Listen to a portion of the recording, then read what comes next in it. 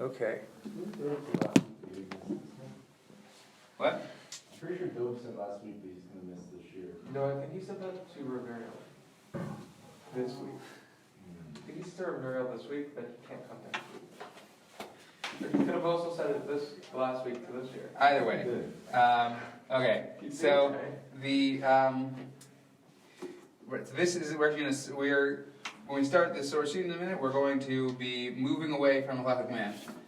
So I want to quickly sort of close up Halakhic Man. We did a bunch of different classes on Halakhic Man. We skipped the final section because we did part of it back in El. In El, you recall, we had a class on Tshuva.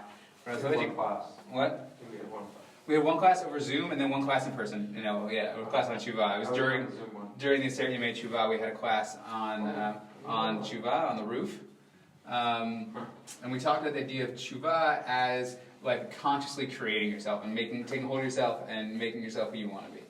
And that's actually how Rav Soloveitchik ends Halakhic Man. Halakhic Man gets divided into two parts. It's like the first half and the second half, but the second half is only like a third of the book. The third book is about like how the ability to create yourself, to consciously shape yourself into who you want to be, is the ideal of Halakhic Man. And he used some interesting readings of the Rambam to say you're actually trying to make yourself into the kind of person who would get prophecy, kind of person who gets hashgacha pratit, which for Rambam is the same as the kind of person who gets prophecy, sort of a. And then this is what Tshuva is. Tshuva is to take your life in hand and shape it into who you want to be. And that really is sort of the broad emotional tenor, I'd say, of Halakhic Man as a whole. It's very much about like conscious application of will and conquering your world and applying Torah to the world and making the world conform to the Torah in some way. So the next book we're going to look at is called And From There You Shall Seek. In Hebrew, it's called Uvikashtem Misham. It's published in Hebrew first, but I don't think it was written in Hebrew. I have to check that. I don't know, I think it might have been. Yeah, it was written in Hebrew, yeah. What's all the two books were actually written at the same time. He wrote both of them in the early 1940s, but as we'll see in a minute, only And From There You Shall Seek was published, it was only published way later, actually fully published in English in 2008. In Rav Soloveitchik's lifetime, it was published in Hebrew. I don't remember exactly when. And when it has the various titles? Yeah, so I'll get there in a second. And one of the things really interesting about this book is despite the fact that it's from the same time period, it's actually really different in a lot of ways. And I think those ways is why I brought the four different titles here are actually, the four titles very much convey that difference. As we'll go through, we'll see. It's written originally in Hebrew. Yeah. We'll see the ways in which it complements Halakhic Man while also really fleshing out a much fuller picture. I think one of the critiques people often make of Halakhic Man is it's so narrowly halachic. It's focused very much on a very specific vision of Judaism, where everything is about Talmud Torah and application of Torah and halacha to the world. I think that's a little bit of a misread of Halakhic Man. I talk about people say, "Oh, Halakhic Man only thinks of the halacha when he sees parts of the world like a spring of water, and thinks, oh, is this enough water to be a mikvah?" But it also has lots of beautiful descriptions of the sunset and sunrise. But There You Shall Seek actually really gets much more in depth into, say, the emotional aspects of our relationship with God. So, any questions so far on Halakhic Man? Great. So this first source here, I've got the four different titles. The first one, this is the first title he had on the manuscript. It would eventually become And From There You Shall Seek. It was called Ish Elohim. Right, so at the same time he was working on a book, and just written a book called Halakhic Man, or Ish Halacha, he wrote a book called Ish Elohim. And I think that's one of the first sort of important differences from Halakhic Man. Halakhic Man is actually, part of the reason it's so narrowly focused on halacha and Torah and things, is actually much more about Torah and the Torah than it is about God. God shows up very little in Halakhic Man, primarily in the discussion of Tzimtzum, that God is sort of contracts himself, as it were, into halacha. And the reason for that's already much more about the nature of halacha. We should understand halacha as a relationship with God, and not about God himself. It actually speaks very little about God in Halakhic Man. This book, in contrast, is entirely about our relationship with God, the way we navigate the relationship with God. And that doesn't mean it's not about Torah and Halacha. Rav Soloveitchik doesn't think you can really have a relationship with God without talking about Torah and Halacha, at least in some sense. It's never out of the picture. But that's going to already set this book on a very different direction. In fact, this is focusing primarily on our relationship with God. The second title is called Overt Halacha and Hidden Love. Halakha Gluya ve'ahava mesuteret, which is already a reference to the Ramban. Ramban in his commentary on the Torah said he's going to talk about Ibn Ezra. When he quotes Ibn Ezra, it will be Tochacha Gluya Ramban Nachmanides. With Tochacha Gluya ve'ahava mesuteret. While he's very he praises Rashi at length, he quotes Ramban, Ibn Ezra with overt rebuke and hidden love. He's always very critical of Ibn Ezra. But here you can also see within Rav Soloveitchik is pivoted towards love. Right? Love is not a category that came up in Halakhic Man. Halakhic Man isn't concerned with, do you love the world, do you love God, do you love Torah? Just not the question he's interested in. All of that's going to come up From There You Shall Seek. When it was eventually published in Hebrew in Rav Soloveitchik's lifetime, it was published as part of a set. You can still buy the set today. You probably have it in Orayta, which is one volume called Ish Halacha Galoi V'Nistar. The man of faith, or man of Halacha, like Halakhic Man, hidden and revealed. Or revealed and hidden, right? So in that book, Halakhic Man is framed as, the revealed, exoteric part of the man of Halacha, and From There You Shall Seek is the sort of hidden version. And I think the hidden version is, we should think of like Nistar in terms of Torah to Nistar, in terms of Kabbalah. That's not really what he's going to talk about. He actually does reference it briefly at the beginning. He references some Kabbalistic ideas. Nistar, yeah, hidden. But Rav Soloveitchik is focusing on more on like the inner world of man, the part of ourselves that's concealed within us, and how do we bring that into Judaism, our emotional life, our inner life, and how does Judaism deal with that? And finally, and From There You Shall Seek, which is from Devarim. We're going to see this in the first source, which is from the first chapter of the second chapter of the book, technically, and it's originally a quote from the pasuk in Devarim, which is talking about when the Jewish people have sinned and are in exile and are worshiping gods in exile, worshiping foreign gods in exile. From there, they will seek God. And it's the question of that dialectic of having gone to the extreme of like sinning and getting punished by the exile, and we're still worshiping God in exile. From that extreme is where you begin to come back. We talked about. Not so much in Halakhic Man. Halakhic Man is much more interested in like coming together this one personality of Halakhic Man instead of going back and forth between different options.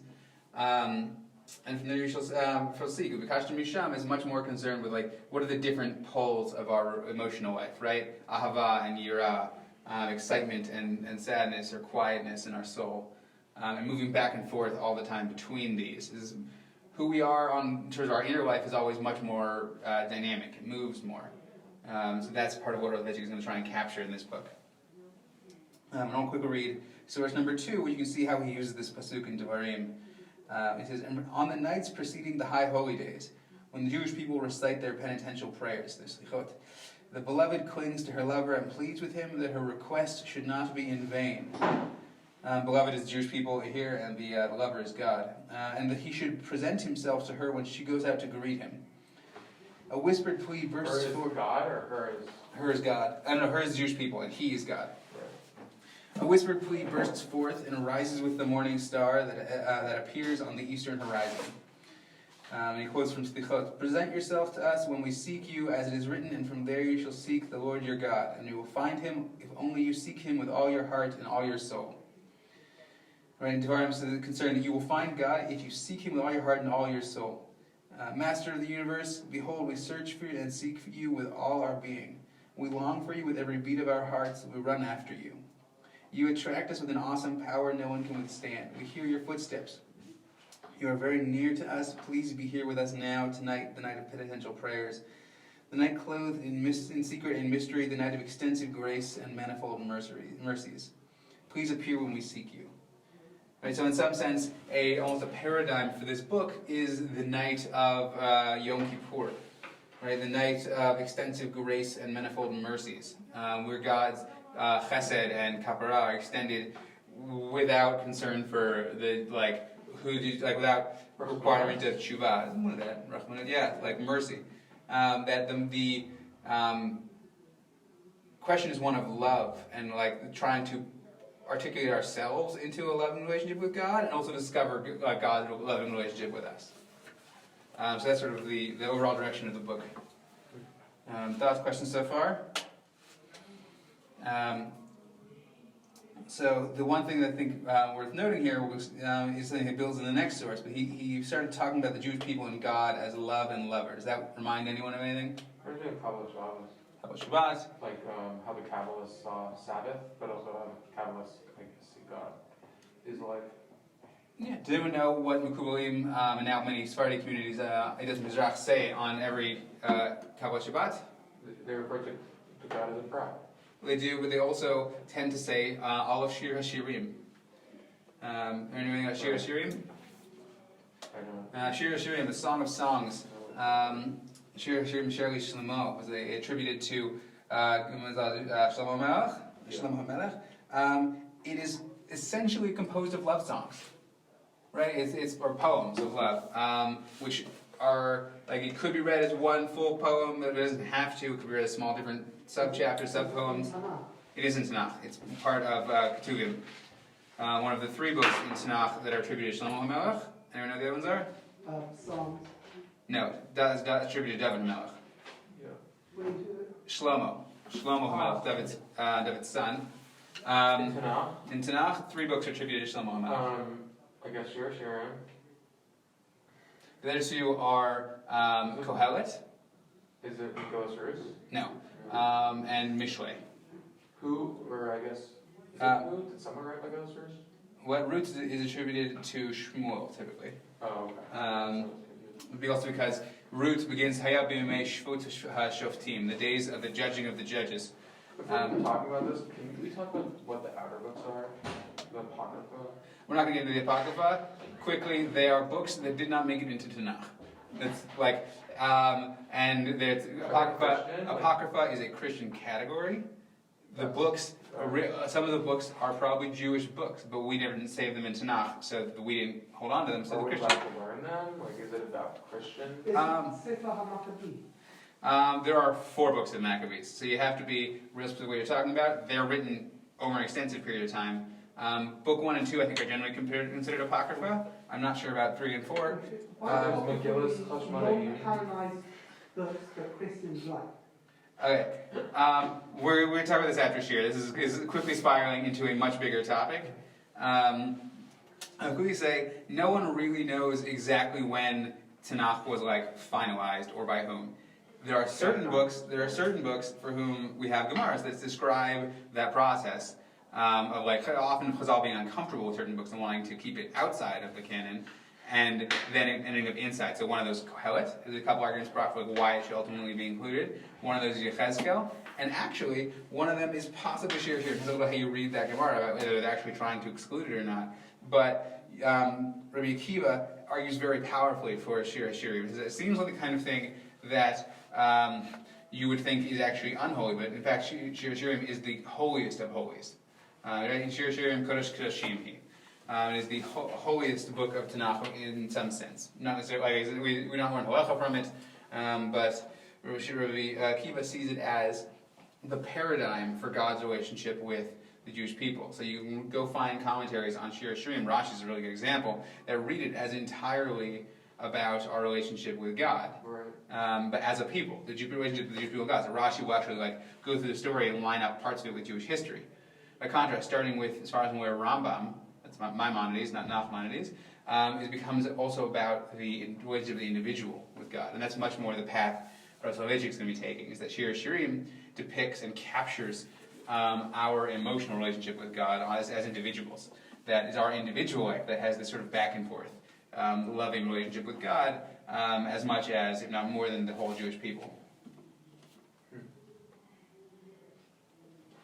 So that actually, we're going to bring here, we'll look at source number 3, which is the end of the first chapter, the first sort of 5 pages of the book. Rav Soloveitchik gives sort of extended riff on Shiur Shiurim.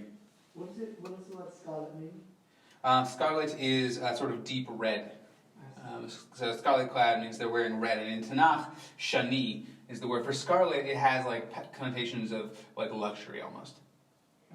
Isn't it prostitution as well? As far as I'm aware, not in Tanakh. Right. Modern days, certainly there's some association, and in the middle, like Chazal and stuff, I don't know about prostitution so much as like it's considered not necessarily tznuah, not appropriate or modest. For what? Wearing red. Red is considered provocative. Wait, really? Like, is that accepted these days? Honestly, nowadays I think everyone would agree red is often considered provocative. Like, red cars supposedly get pulled over more by cops. I don't know if you know the study on that.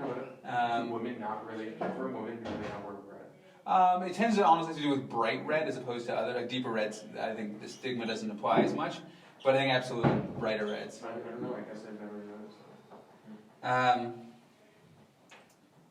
Okay, the scarlet-clad daughters of Jerusalem are astonished, and they whisper among themselves. In source number 3. This sort of game, what is its character? What the guards on the city walls doze off in the dimness of the cold night and sink into the wondrous dream about the desired one. And these are all images from Shiur Shiurim. Overflowing with love, who has promised his beloved eternal affection, yet runs away from her. And about the daughter of nobles, drunk with yearning, who seeks her soulmate yet eludes him. Right? So we have the lover and the beloved, again, who both are seeking their lover and also somehow running away. A lover who yearns yet hides, a bride who conceals herself. What does this mean? As the last rays of the sun set and the dimness of the twilight between the profane weekday and the sacred Sabbath approaches, both the reader of the Song of Songs and the listener are confused, asking, this mischievous game of enamoredness and rejection, of running after and running away, of tension and disappointment, of searching and hiding, of disclosure and concealment, what does it mean?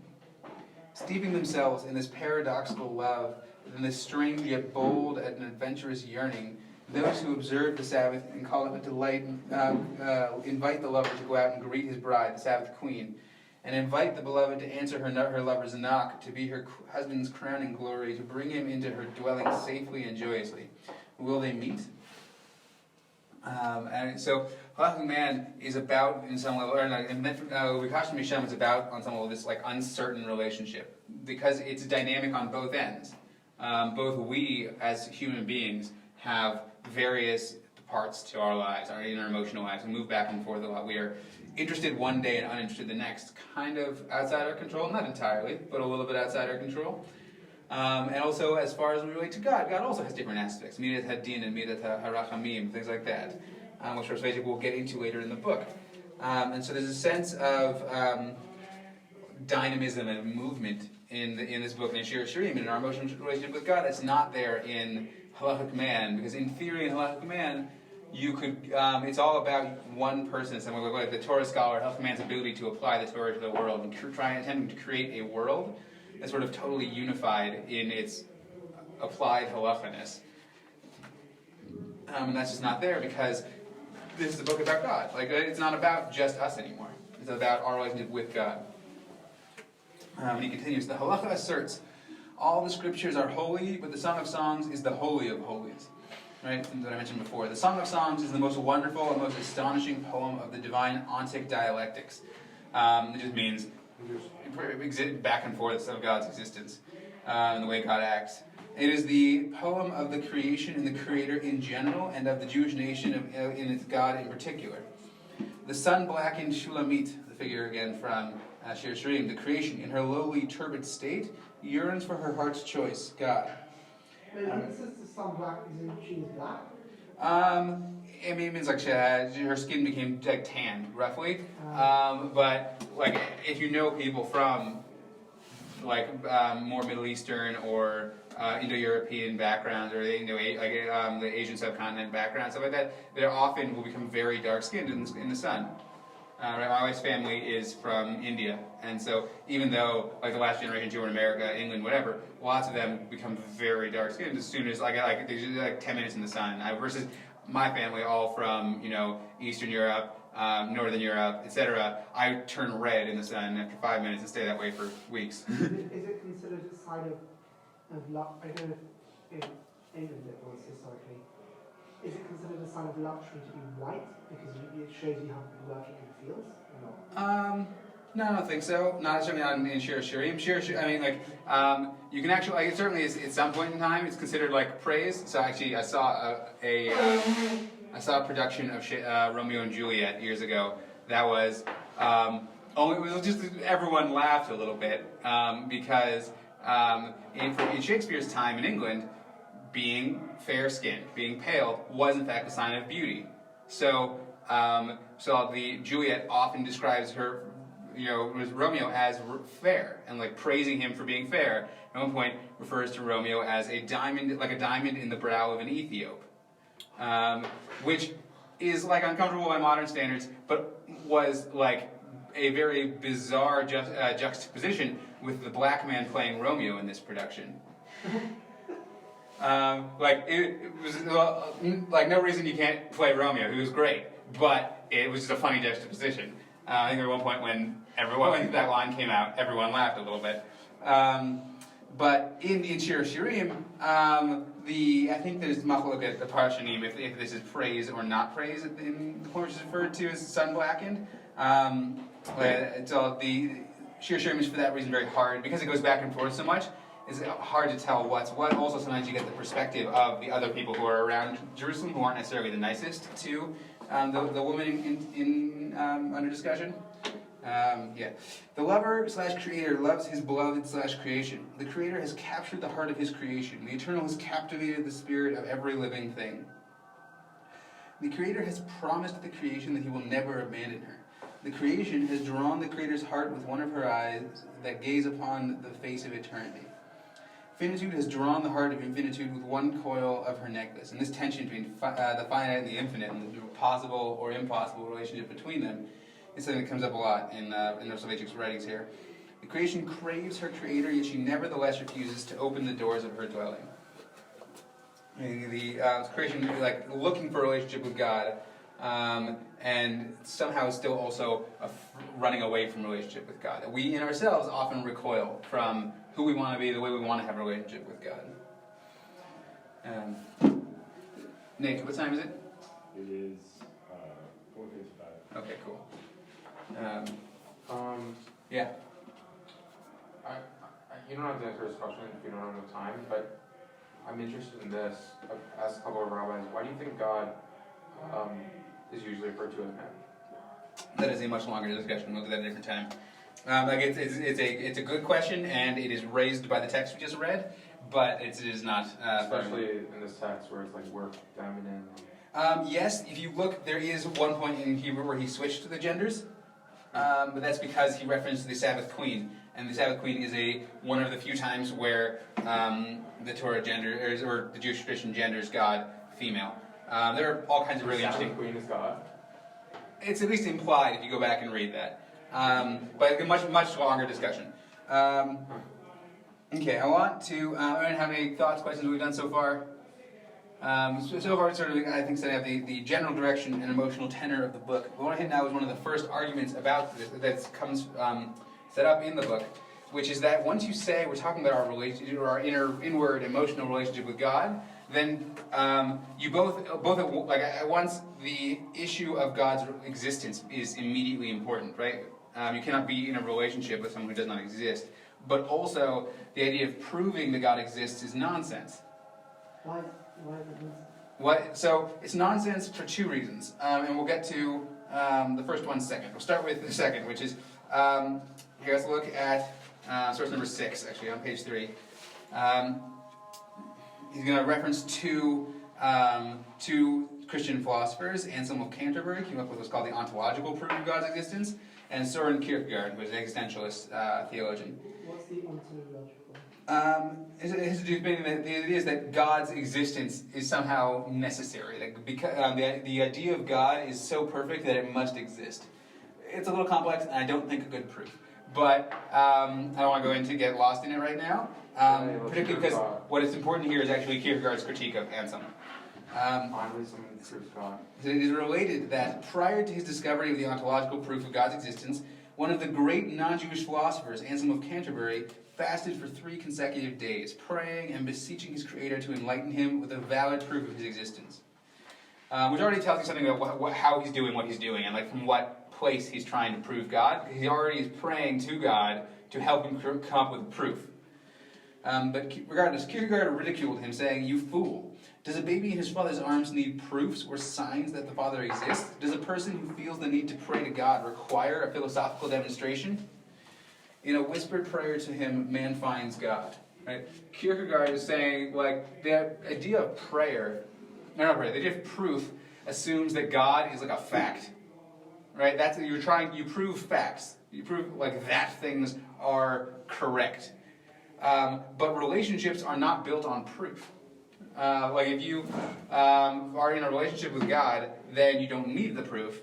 And if you're not in a relationship with God, then the proof isn't going to get you there anyways.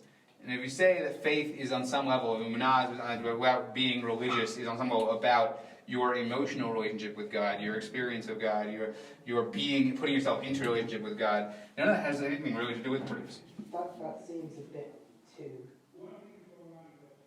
secular. What do you mean?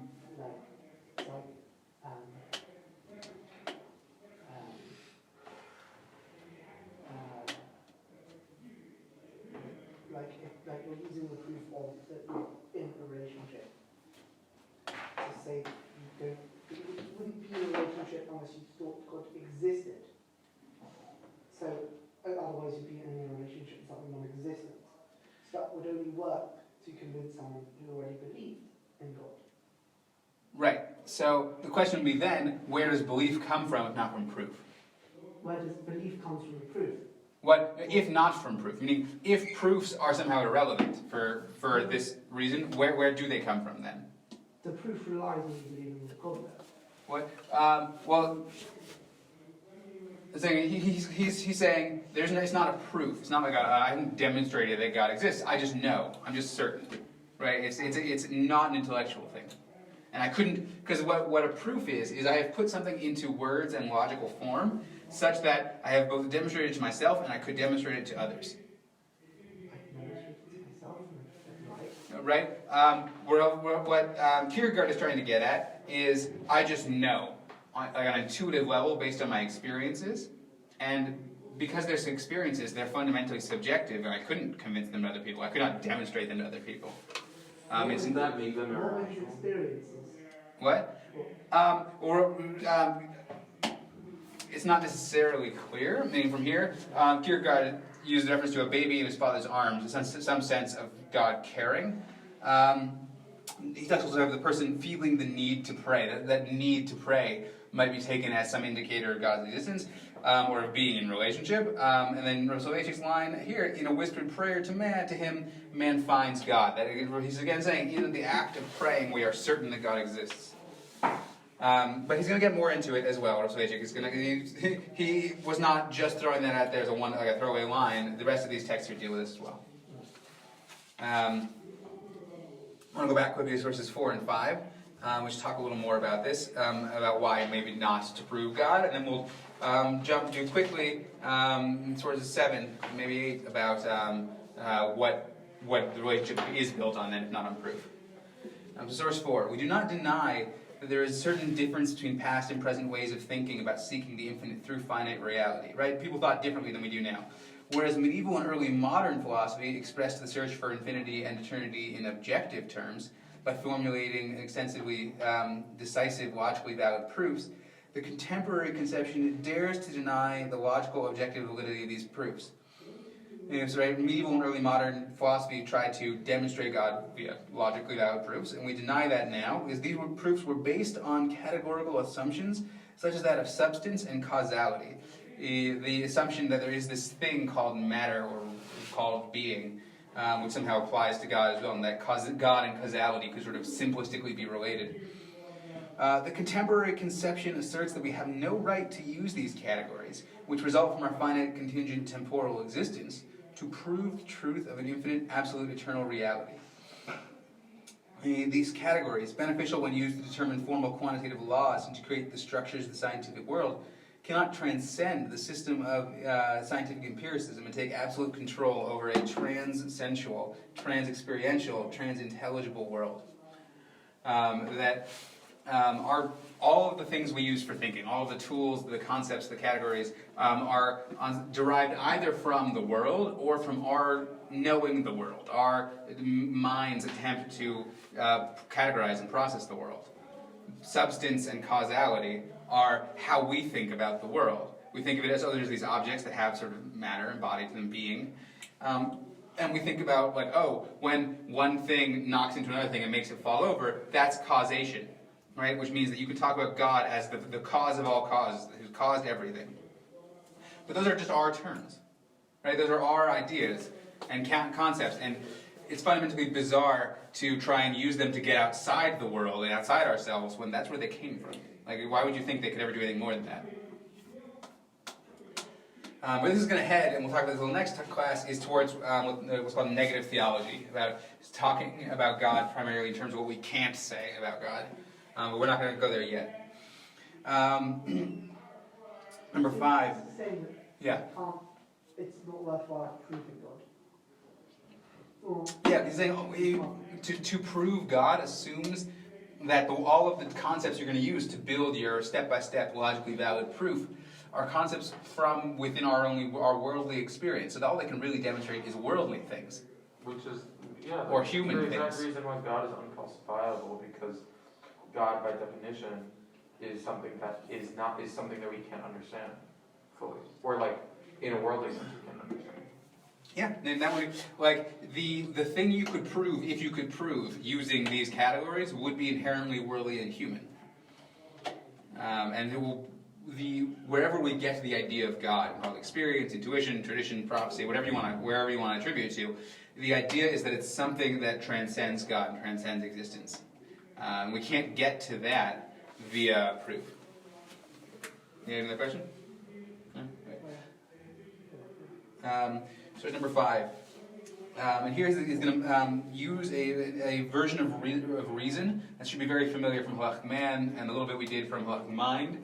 I'm going to say that it's like complementary to Halakhic Man. He's the same understanding of the mind that we had there, but here he's going to be moving away from it instead of embracing it. His reason does not photograph the given, but it adapts it to its needs, right? Reason is not attempting to perfectly capture reality. Reason is always an attempt to use reality. It sculpts the given, which is the reality, with the chisel of categorical concepts so as to prepare it for scientific understanding. If reason is not accepting or passive, it is on the contrary active, creative, and original. If its achievement is not, as realists have believed since the time of Aristotle, to describe the given as it is, but to create constructions and ideal symbols, and the fathers of modern physics agree with Kant, this is the case, then, as mentioned above, reason cannot govern an absolute, non-contingent realm, a realm which cannot be symbolized by the free creations of contingent understanding. The deity is not subject to the intellect of his creatures, and using the experience of God, infinity, and the experience of God, infinity, and eternity is not confined to the particular extent of the finite temporal mind. For Soloveitchik, to understand something is fundamentally to conquer it. He used that metaphor several times in Halakhic Man. He's going to use it in Halakhic Mind. He uses it again in later essays like Catharsis. To understand something is to subjugate it to your own concepts and categories. And that works really well in the world, right? Like, that's how we created modern science, modern technology. We can use the world for our purposes, understanding things, it works well. But there's no reason to think that we could do so when it comes to something otherworldly, that like our tools for governing the world, for understanding the world, would apply to something else. But also, like everything we sort of religiously understand about God is that we shouldn't do so. Like, if knowledge is a form of domination, fundamentally, then it's weird to try and know God in that sense. Right? To have made yourself somehow above God, make God conform to your categories. God is just beyond that. And like Rav Soloveitchik will also return to that argument fundamentally on like an ethical level in other essays, that you shouldn't try and know other people that intensely, that with that sort of domination of making them conform to your understanding. And I like, a good example of this is if you see someone who you haven't seen for a very long time, but you knew them very well before that, you often have a very clear understanding of who they are from before, and try and apply that to them now, and not realize that they've changed. And that can lead to all kinds of uncomfortable misunderstandings. So we're saying we shouldn't try and apply our categories from the world to God, and try and sort of make God fit into our understanding.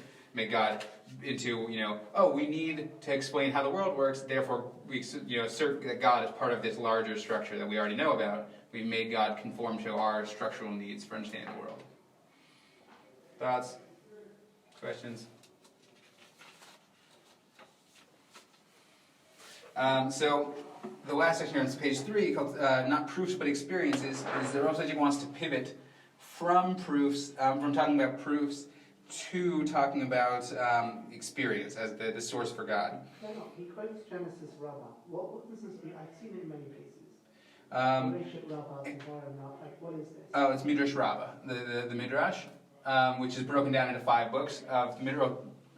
Depending how you have it. Midrash Rabbah is a collection of Midrashim, all of which are called Book of Tanakh Rabbah. There's one for each book of Chumash, and one for Eicha, and that's it. They're not one book all put together at one time. So Vayikra Rabbah and Bereshit Rabbah are very old. They're from before the Gemara, possibly, I think before the Mishnah. Like Midrashim, which are the first thing that Jews were writing down before the Mishnah, as far as I'm aware. I could be wrong with this, but this is not my field exactly, but as far as I'm aware. There's at that early, there's Halakhic Midrashim, right, deriving halacha from Psukim in the Torah, and Agadic Midrashim, which is Bereshit Rabbah, Vayikra Rabbah, which is like deriving stories from the Torah or other ideas from the Torah, stuff like that. So one of them is Ein ha'olam mikomo elahu mikomo shel olam. Right? God does not have his place within the world. God is the place of the world. The world exists within God, as it were. So this, as you can imagine, becomes a foundational text for the idea of panentheism, that the world finds its place in God. He surrounds everything, fills everything, penetrates everything, is within everything, yet is distant from everything. How can the condition to prove the existence of the one who sets the conditions? Or how can we, as beings, try and prove the existence of the one who created being? However, there is no need for evidence or proof. This is the pivot. The very existence of the condition testifies to the existence of one setting the conditions. Right? The fact that we exist does not prove that there's a creator. There's no logical demonstration. It might necessarily imply, if you think there's a creator, that we bear witness to that act of creation. If this is not a complicated logical proof, it is a most certain vision of felt experience. Right? To be religious on some level is to experience yourself as a creation with a creator. The cultural consciousness peers into an opaque, disjunctive realm which is not its own, and chases after the reflection of the God who oversees everything from the crannies of relative being. It falls in love with the appearance of the handsome lover and follows him. Right? That to be a creation is to be seeking out God in this relationship of love rather than trying to prove God abstractly. I'm going to quickly do source number 8. The proofs so prevalent in both general and Jewish philosophy attest to the human longing for God, right? And actually, if you look at that story from Anselm, where he was praying to God and crying to God, help me come up with a proof for you, his proof was fundamentally an expression of the love he already felt, his longing he felt. As mentioned in the text, you do not need these demonstrations as proofs, because the experience of God is the basis of certainty. That our relationship with God, to the degree it has some sort of certain basis, and here I might personally part ways with Rav Soloveitchik. I'm not as into certainty, but it's based on having an experience that transcends us, the experience of something more than who we are. He's in the next source we're not going to look at, is from Halakhic Man of Faith. He goes deeper in this idea that proofs express emotional experiences of God and subjective experiences of God. Such as we call the ontological proof, the idea that there's some level of reality that is much more real than our own realities.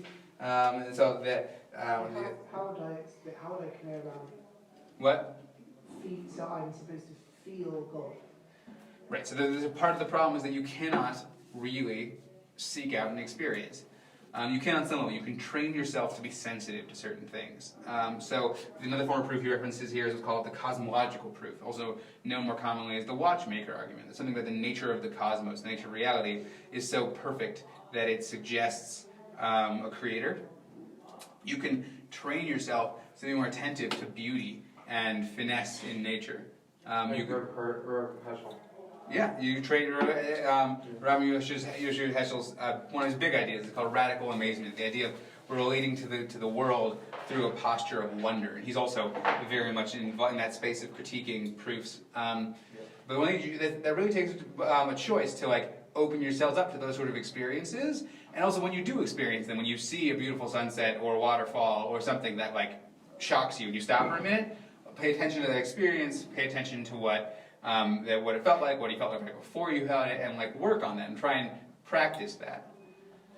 You have to consciously choose to do that. Well, I think both. I mean, those experiences happen to you without you choosing them, but you can also consciously train yourself to be more sensitive and more open to them. But Aaron would say you have to channel into it. So to a certain extent, God, believing in God is a choice, we'll say. Moving towards the sort of experience of God that would enable you to like have this emunah he's talking about is a choice. Meaning you can't ever guarantee you're going to have this experience. You can't choose that. You can do things to make yourself more or less sensitive to it. And like that's within your power, but you can't like it's a mix. That's why he talked about that's why he went with the metaphor of Shiur Shirim, which is about the lover and God, and the lover and the beloved together, right? You cannot have that story without both parties. So as we move on, he's going to talk about, this is what we're doing next class, and the class after is how far we can get on our own and how far we can't, how we can see God on our own, and what we need to like wait for something for. And that's very important for him. He thinks that like the fact that we need to wait for something is what ultimately lets us to experience God rather than experiencing sort of the product of our own minds. Any questions? No? Shabbat Shalom. Great.